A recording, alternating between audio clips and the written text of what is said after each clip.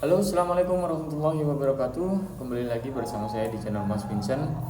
Oke, jadi di video tutorial kali ini ada kulkas LG inverter 2 pintu, bagian atas tidak dingin dan juga bagian bawah tidak dingin juga. Jadi semuanya total nggak dingin teman-teman ya. Nah, untuk kerusakan kulkas LG inverter ini cukup mudah teman-teman ya. Kita akan coba cek dulu di belakang kulkas, karena di belakang kulkas ini letak di mana PCB inverternya. Jadi kita bisa melihat kerusakan dengan melihat LED ya. Jadi ada kode errornya, LED keberapa ataupun keberapa ya. Dan juga nggak semua ya. Jadi nggak semua LED inverter ini bisa mendeteksi kerusakan pada kulkasnya. Oke, untuk di bagian PCB inverter ini tidak ada kedipan sama sekali ya. Kemudian untuk mesin kompresor ini jalan katanya teman-teman ya, jalan tapi kulkasnya tetap tidak dingin bagian atas bawah. Oke, untuk selain ada kode error di bagian PCB inverternya, ini biasanya ada korosi di bagian kondensor bagian bawah ini. Ini biasanya kulkas LG inverter, kemudian Samsung inverter itu biasanya terjadi seperti itu ya. Itu di video-video saya sebelumnya sudah pernah saya buatkan juga untuk tutorialnya. Oke, untuk PCB inverter kita akan coba tekan ya, tekan tombol warna hitam. Di sini ada mode tes dan kalian bisa juga lihat kode-kode error di bagian atas diagram ya. Nah, ini ada dua metode tes ya. Jadi tekan sekali untuk menghidupkan mesin kompresor, kemudian tekan 1 kali lagi sampai di 3 kali lagi. Oke, jadi sekarang saya akan coba tekan untuk tombol yang warna hitam ya, pojok kanan ya teman-teman. Oke, jadi LED udah nyala ya. Kita akan coba cek permasalahannya di mana, apakah memang ada kebocoran di bagian kondensornya. Nah, ini udah nyala untuk mesin kompresornya teman-teman ya. Nah, ini nih. Nah, ini sudah kelihatan. Ini sudah ada kelihatan bahwa ada kebocoran di bagian kondensor ya. Kenapa bisa terjadi seperti ini? Karena ini kondensornya hanya dilapisi dengan solasi ya, solasi bakar. Nah, memang untuk permasalahan untuk kulkas LG, selain kerusakan di bagian PCB yang bisa mendeteksi, ini untuk kebocoran freon ini tidak terdeteksi teman-teman di bagian LED PCB-nya. Jadi ini harus kita ganti ya, harus kita ganti di bagian kondensor. Jadi untuk kondensor ini kalian bisa menggunakan tembaga ya, yang udah pernah saya buat sebulan yang lalu ya. Jadi kemudian di bagian kondensor sering, kemudian di bagian pipa kapiler ya, yang menuju ke bagian filter itu sering terjadi untuk kulkas LG inverter ini. Untuk mesin kompresor ini jalan, kemudian untuk PCB inverter ini aman ya, karena tidak ada kode error sama sekali teman-teman ya. Jadi sama seperti kulkas normal ya, cuman kulkasnya tidak dingin ya. Jadi seperti itu teman-teman. Oke, untuk kondensor ini sudah saya rubah, tapi saya hanya saya lingkarin aja teman-teman ya, tidak saya bentuk sesuai orisinilnya. Nah, jadi seperti ini. Karena udah malam, jadi saya cukup lingkarin aja. Apakah nggak bermasalah? Ya, itu nggak bermasalah teman-teman ya. Intinya kita ganti untuk kebocorannya teman-teman. Nah, untuk panjangnya ya kita sesuaikan aja teman-teman ya. Biasanya letak kebocorannya juga ada di bagian di bagian filternya teman-teman. Nah, untuk kulkas LG inverter memang tidak dilas teman-teman ya. Oke, jadi ini kita flashing terlebih dahulu teman-teman ya. Jadi kita flashing di bagian kondensor, ini oli banyak banget yang keluar teman-teman. Nah, untuk flashing kulkas LG inverter, untuk kulkas yang inverter itu jangan terlalu lama-lama kita menutup ataupun kita tutup di bagian presnya ya. Karena kalau kita kelamaan nanti dia akan mati untuk mesin kompresornya.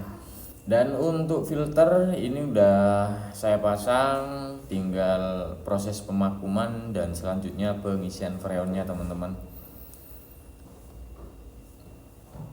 Dan pastikan untuk filter kita ganti setiap ada perbaikan teman-teman ya, takutnya ada kotoran agar tidak menyumbat di bagian pipa kapilernya. Jadi seperti itu teman-teman ya. Oke, selanjutnya kita akan coba melakukan pemakuman terlebih dahulu, dan selanjutnya nanti kita akan coba proses pengisian freonnya. Oh ya, jadi ini kita boleh kalian cek dulu untuk kebocorannya teman-teman ya, takutnya di bagian pengelasan itu ada kebocoran ya. Jadi kita harus teliti dalam kebocoran freon ini, karena ketika ada kebocoran di bagian pipa hisap itu tidak terdeteksi juga ya. Dan untuk pemakuman dia akan mengeluarkan udara terus menerus ya jika ada kebocoran di bagian pipa hisap ya. Dan untuk kebocoran di bagian kondensor itu tidak terdeteksi saat pemakuman. Oke, sekarang kita akan coba pasang untuk jarum manifold. Nah, selanjutnya kita coba tunggu ya sampai benar-benar udara itu keluar semuanya, baru kita tutup untuk pipa kapiler, kemudian langsung kita ke pengisian freonnya. Dan untuk freon ini menggunakan freon R600A. Kalian bisa gunakan merek-merek lain ya.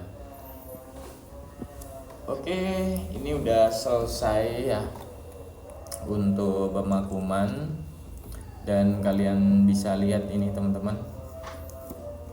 Nah, ini udah saya isi juga untuk freonnya.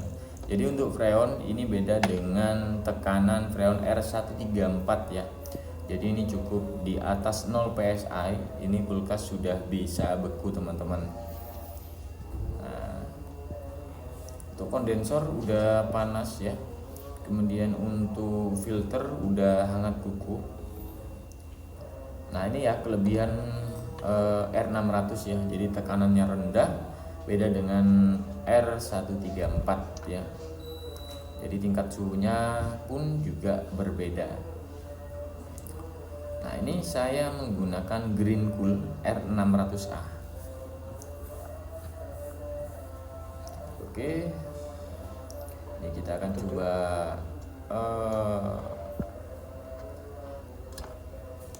isi freonnya lagi ya, kita tambah.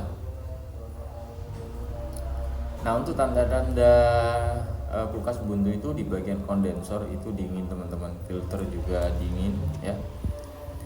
Oke, kita selesaikan dulu, nanti kita akan coba lihat selanjutnya seperti apa ya teman-teman.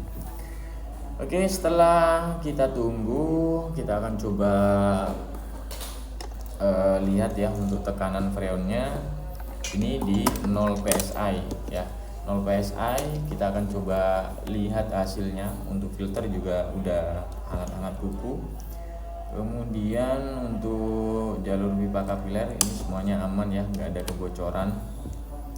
Filter aman, semua jalur aman, nggak ada rembesan oli sama sekali ya.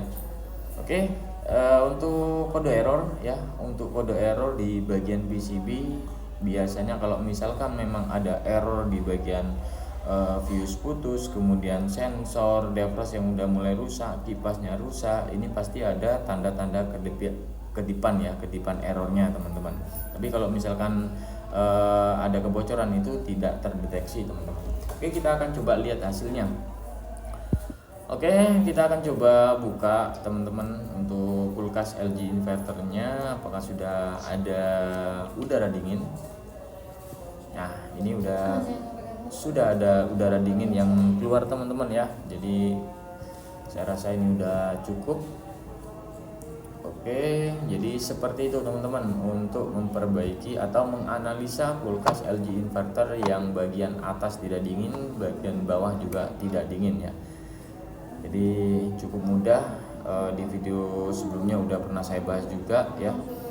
tinggal kita setting aja untuk pengaturan suhunya teman-teman ya, pengaturan suhu yang menuju ke bawah, jadi jangan terlalu full. Ini ada nomor 4 sangat dingin ya, 3 ya, jadi kita sarankan ke 3 biar sama-sama dingin semuanya teman-teman. Oke, mungkin itu aja teman-teman untuk video tutorial kali ini, semoga video bisa bermanfaat. Wassalamualaikum warahmatullahi wabarakatuh, sampai jumpa di video selanjutnya.